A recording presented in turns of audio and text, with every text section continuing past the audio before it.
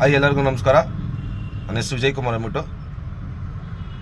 ನೀವು ಕಳೆದ ವೀಡಿಯೋ ನೋಡಿರ್ಬೋದು, 2 ವೀಡಿಯೋ ಹಾಕಿದ್ದೀನಿ, ಹೋಗಿ ಚೆಕ್ ಮಾಡ್ಕೊಳ್ಳಿ. ಗಾಡಿ ಆಕ್ಸಿಡೆಂಟ್ ಆಗಿತ್ತು ಭಾನುವಾರ ಆನ್ ಡ್ಯೂಟಿಯಲ್ಲಿ ಇರೋ ಟೈಮಲ್ಲಿ ಪೋರ್ಟ್ರಲ್ಲಿ.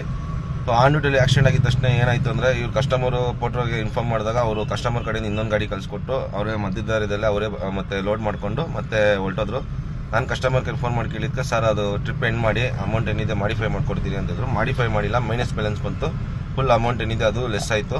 1 ರೂಪಾಯಿನೂ ಬಂದಿಲ್ಲ. ಕಸ್ಟಮರ್ ಕೇಳಿದ್ಕೆ ಸರ್ ಅವ್ರು ಹೇಳ್ದೆ ಕೊಡ್ತಿರೋದು, ಅವ್ರು 1 ರೂಪಾಯಿ ಹೇಳಿಲ್ಲ, ಇವರು ಏನು ಹೇಳಿಲ್ಲ, ಹಿಂಗೆ ಹೇಳ್ಕೊಂಡು ಆಟ ಆಡಿಸಿದ್ರು. ಆಮೇಲೆ ಸ್ಟೇಷನ್ಗೆ ಎತ್ಕೊಂಡೋಗಿ ಗಾಡಿ ಬಿಟ್ಟೆ, ಅಲ್ಲಿ ಕಂಪ್ಲೇಂಟ್ ರಿಜಿಸ್ಟರ್ ಮಾಡಿದೆ. ಗಾಡಿ ಅಲ್ಲೇ 2 ದಿನ ಇತ್ತು. ಈ ಪೋರ್ಟ್ರ್ ಕಡೆಯಿಂದನೂ ಏನು ಹೆಲ್ಪ್ ಮಾಡಿಲ್ಲ, ಆಕ್ಸಿಡೆಂಟ್ದು ಏನೂ ಹೆಲ್ಪ್ ಮಾಡಿಲ್ಲ.